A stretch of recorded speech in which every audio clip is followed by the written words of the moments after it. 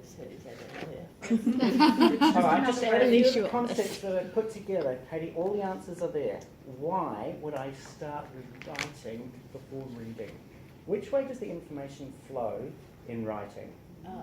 Expressing Comes yourself. out, right? So So I'm finding out. yourself. Yes. So In reading, which way does the information flow? Coming Yeah. in. In. And we're not doing that, right? Always writing. Which is why we do not have a reading program in Montessori. Well, once you learn to write and you understand what you're writing, you Yes, can read you it. read anyway. Yes, and you start off with words you know, because you know them. Okay? Does everyone understand that? Shona's got a quizzical look, which is nice. What are you thinking? Oh no, I'm just thinking back to our reading paper and Yeah. how we were taught like the complete opposite. Yep. Okay, tell And me I'm that. just thinking about how I got like an A for talking about this and now I'm like, oh my God. I can't even really remember, but I remember it was like you went into phonics and then into reading, and then from reading you went into writing. I'm sure that's the way. Yeah. decoding. Yeah. Yeah. Making meaning. Why? Just why? Well, it was like I know that you had to learn how to read before you could learn how to write, so that you knew what you were writing, and how like it was like an abnormal thing. It doesn't make sense though when you think about No, it. it doesn't. Yeah. That's what I- that's what I- Decoding before you learn to code. Mm. Yeah. Yeah, Even true. using their own Code as well. terminology It doesn't is, make doesn't it? sense. Yeah. Yeah. It's because someone one day decided that's how it should be, and then everyone. And Well, Montessori good is the idea. only education system that does writing first. It is such a dominant paradigm out there. It doesn't make it right, it just makes it common. I suppose the Why? thinking is if you can read, therefore you can spell, you can sound out words, you can then Yeah. put them down. I'm not saying it's In right, order I'm that just you saying that can what? put words down, write Right. stories. But what if You just talked about that it's so important to express yourself or to formulate your own ideas. So I guess in that way it's important that the child formulates their own ideas first before taking in more information and getting bombarded with what they think is right in the world, but formulating that themselves first. Nice. The human can't monitor itself except by expressing out to the world and seeing what effect has, and then you know where you are. You don't know any other way. You can't see your own brain.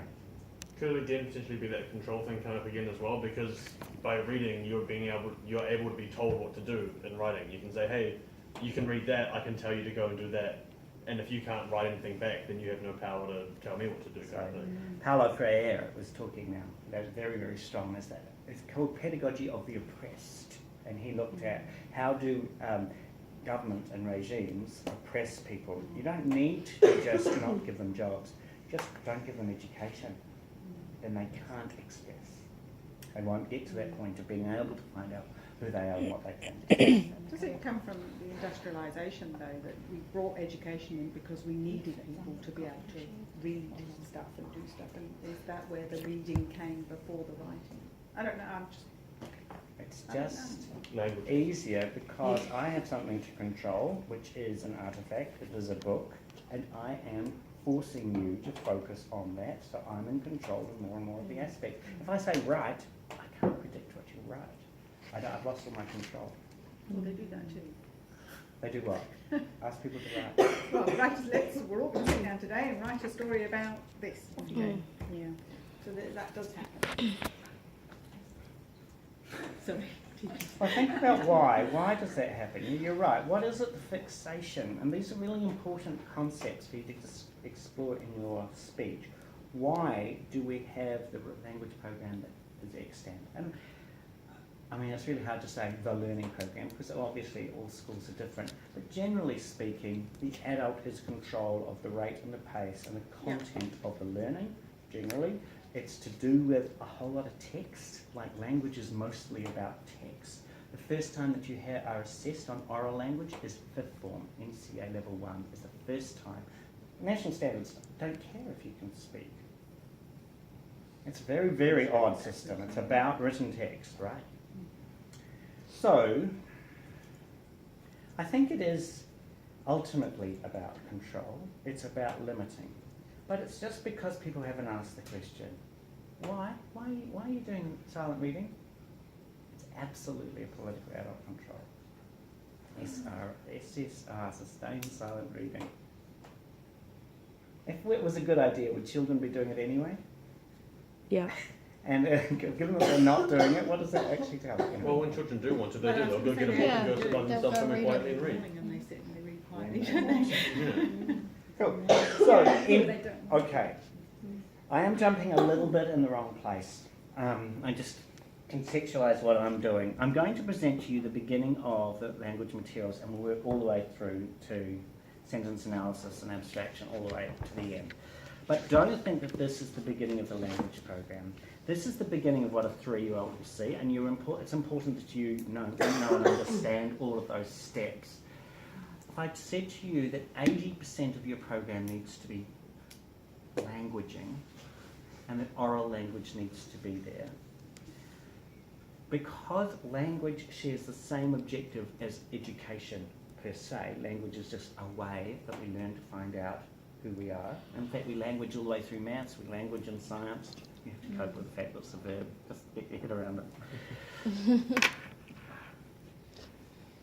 I'm going to introduce you some materials, but I'm also, when I come to parts of speech later and when I come to functions of language, I'm going to remind you that most language should be oral long before it is written, okay? So, and because it's oral language, we don't have any materials for it. So, in a way, I'm doing a little bit of an injustice. I'm going to start at the beginning of the materials and work out on the materials, and when I get to the materials, I'll be saying, oh, by the way, all this time you should have been doing oral language. So that'll feel a bit odd. Well, I could just teach you parts of speech now, but again, it's out of order. Whichever way I do it, it's going to be out of order because we're in a remedial sort of sense. As soon as you meet a child, talk to them and encourage them to talk and talk and talk and talk and talk and talk. Full stop, end of story. The child will go home. Anything written down, it doesn't matter. Even when they're doing the checkerboard, what do you hear them doing? Subvocalizing. They're just saying to themselves what they're doing, telling a little story all the way through. Often kids sit there talking to themselves.